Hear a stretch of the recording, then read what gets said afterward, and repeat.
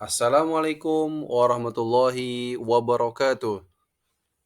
Salam guru penggerak, tergerak, bergerak, dan menggerakkan. Bapak Ibu, pada kesempatan kali ini saya akan menyampaikan hasil dari demonstrasi kontekstual modul 2.3 tentang praktik coaching supervisi akademik. Perkenalkan, saya Adi Irwansa dari SMP IT Anak Soleh Mataram, CGP Angkatan 11 Kota Mataram. Tujuan dari pembelajaran pada demonstrasi kontekstual kali ini, CGP dapat melakukan praktik coaching dengan CGP lain untuk membantu mengembangkan area kompetensi coaching pada konteks pembelajaran atau keseharian CGP. Dalam praktik coaching, kami ada bertiga. Yang pertama, Ibu Wahyuni SPD sebagai coach, beliau dari TK Albana, dan saya Adi Irwansa sebagai supervisor dari SMP IT Anak Soleh Mataram, dan Ibu Ari Irmayani SPD sebagai coachi. Beliau berasal dari SDN 47 Mataram. Baik Bapak Ibu, mari kita saksikan video praktik coaching supervisi akademik yang kami lakukan. Selamat menyaksikan. Baik, Ibu Yuni, bagaimana kabar siang hari ini? Alhamdulillah, baik saja. Oke, baik Bu Yuni, sebelum kita melaksanakan coaching, perkenalkan saya Adi, nanti akan menjadi pengamat pada proses coaching yang Ibu Yuni akan laksanakan. Namun sebelum itu saya perlu menyampaikan Ibu Yuni beberapa hal terkait dengan kegiatan coaching. Pertama, terkait dengan rubrik penilaian. Nanti ada beberapa poin yang akan dinilai dalam coaching yang Ibu Yuni akan lakukan. Yang pertama adalah terkait dengan penggunaan prinsip ya dalam coaching, yaitu kemitraan, terus kreatif, dan memaksimalkan potensi daripada coaching. Selanjutnya juga nanti bagaimana potensi inti dari coaching itu bisa Ibu Wahyuni terapkan di dalam proses coaching, seperti presence ya, terus mendengarkan dengan aktif, mengajukan pertanyaan yang berbobot gitu. Terus terakhir juga nanti dalam percakapan harapannya nanti Ibu Yuni menggunakan algoritma ya dalam melaksanakan coaching. Gimana Bu Wahyuni? Ya, ya. Cukup juga tadi ya untuk beberapa poin yang akan menjadi untuk penilaian kita. Nah, selanjutnya dalam sesi coaching yang akan Ibu Wahyuni lakukan, kompetensi coaching apa yang ingin dikembangkan di ini?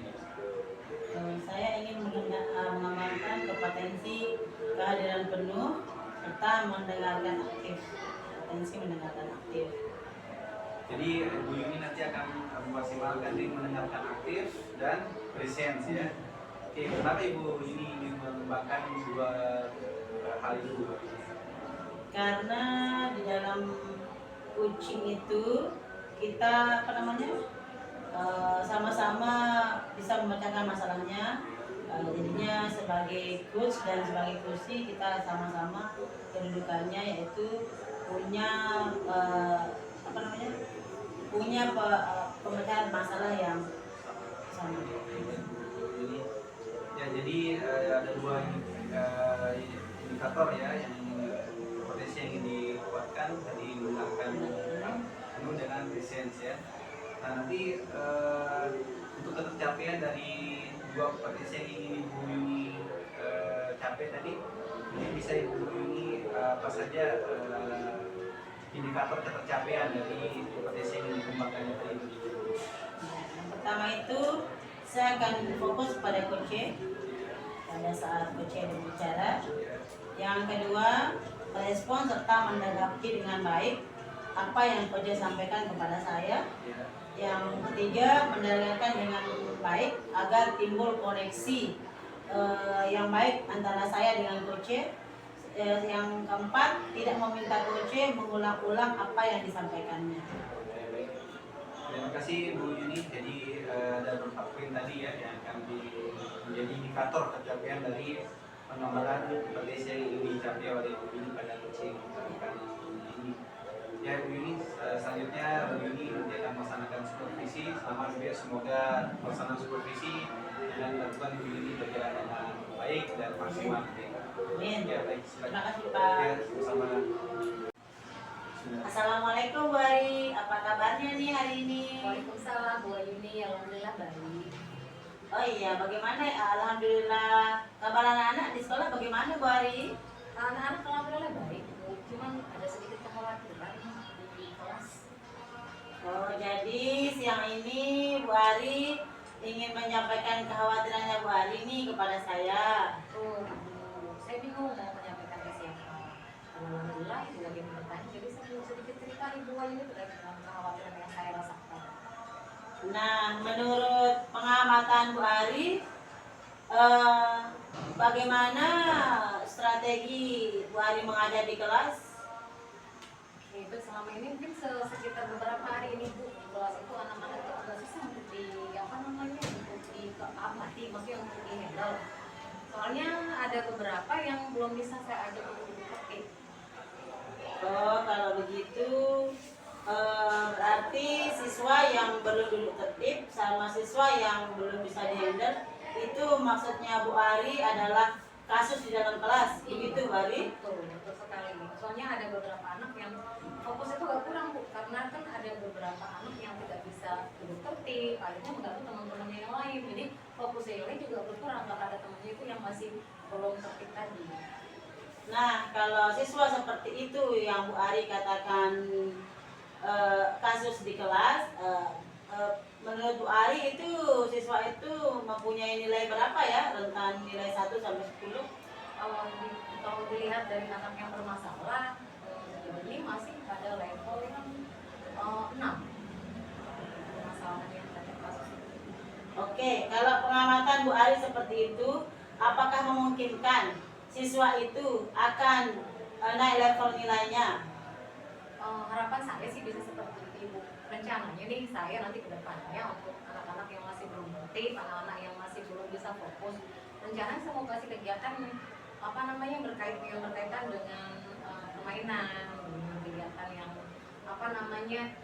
yang bisa mengolah fokusnya anak itu supaya bisa belajar dengan tertib.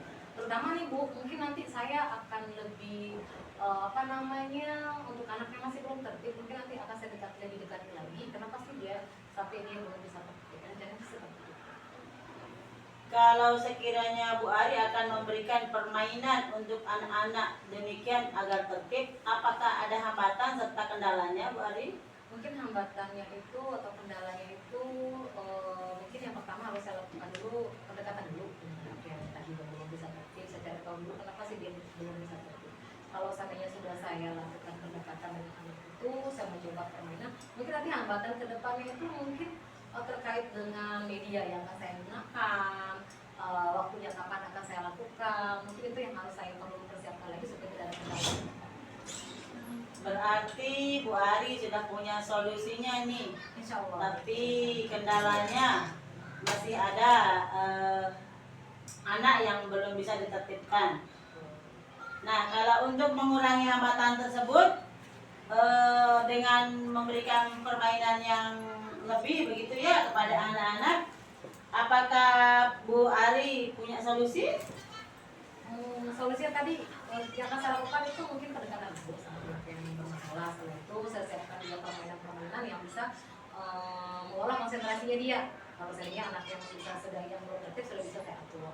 Nah setelah itu rencananya saya membuatkan itu salah satu permainan yang menggunakan media misalnya kayak bola yang banyak itu akan saya gunakan untuk melatih fokusnya itu, untuk melatih konsentrasi itu. Nanti saya suruh anak untuk memilih warna sesuai dengan perintah yang sudah saya buat.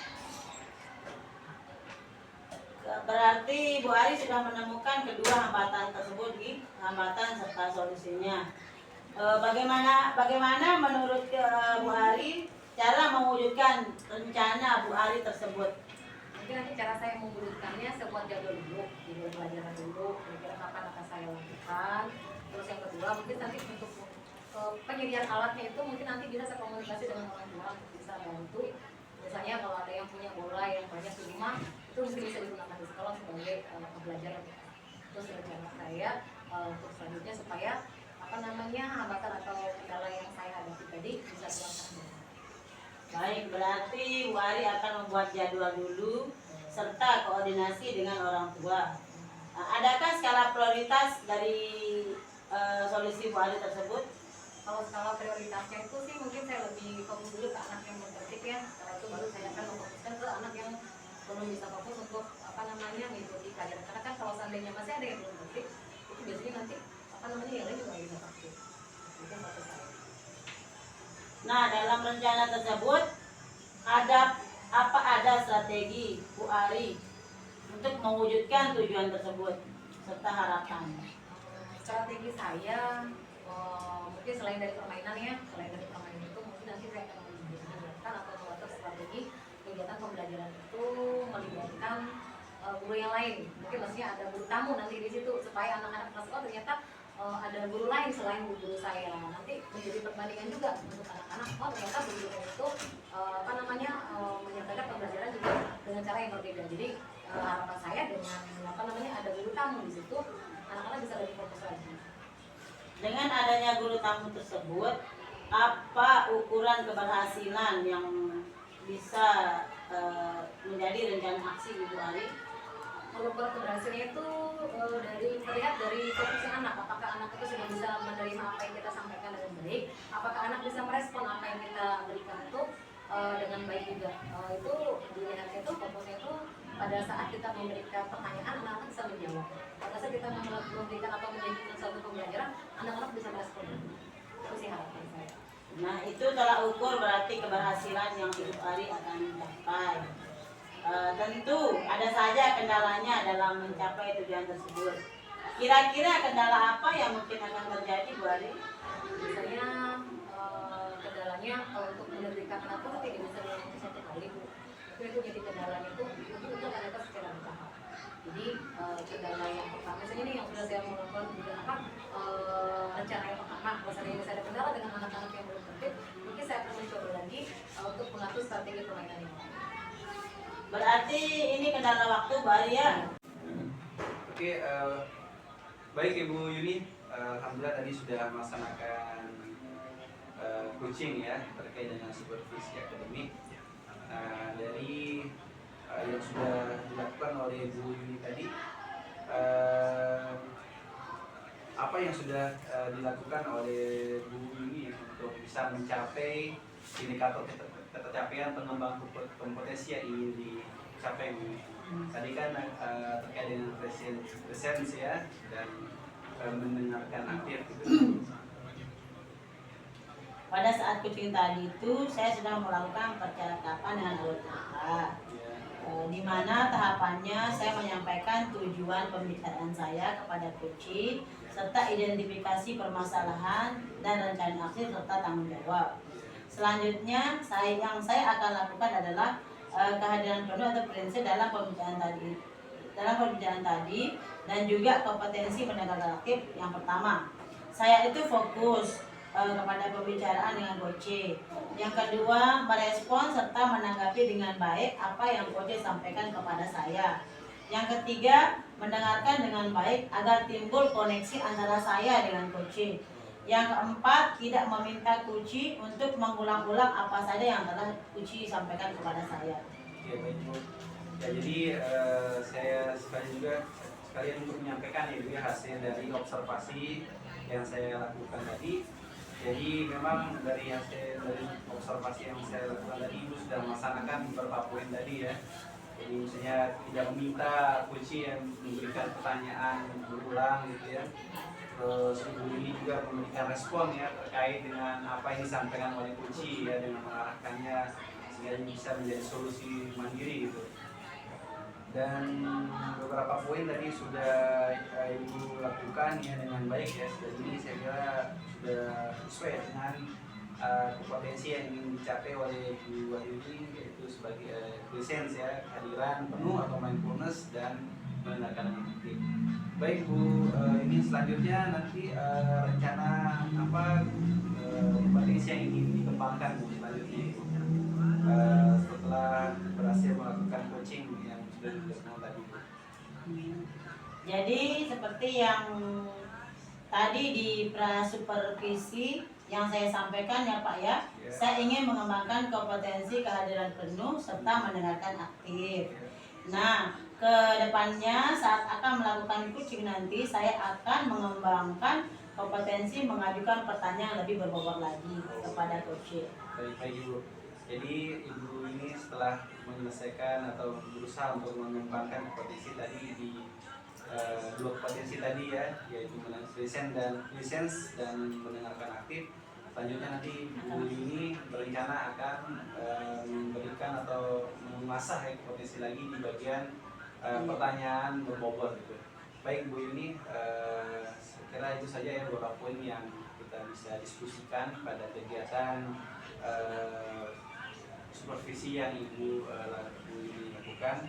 Terakhir sebagai penutup, hal-hal tadi yang sudah dilakukan Bu Yuni sudah luar biasa, sehingga harapannya nanti bisa dikembangkan kembali ya terkait dengan rencana Bu Yuni untuk mengembangkan kompetensi memberikan pertanyaan yang berbobot.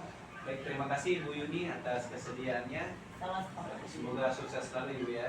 Amin. Terima kasih kembali Pak Adi. Ya, Assalamualaikum warahmatullahi wabarakatuh. Waalaikumsalam warahmatullahi wabarakatuh. Sekian video demonstrasi kontekstual modul 2.3 praktik coaching. Terima kasih. Wassalamualaikum warahmatullahi wabarakatuh. Guru penggerak Bergerak, bergerak,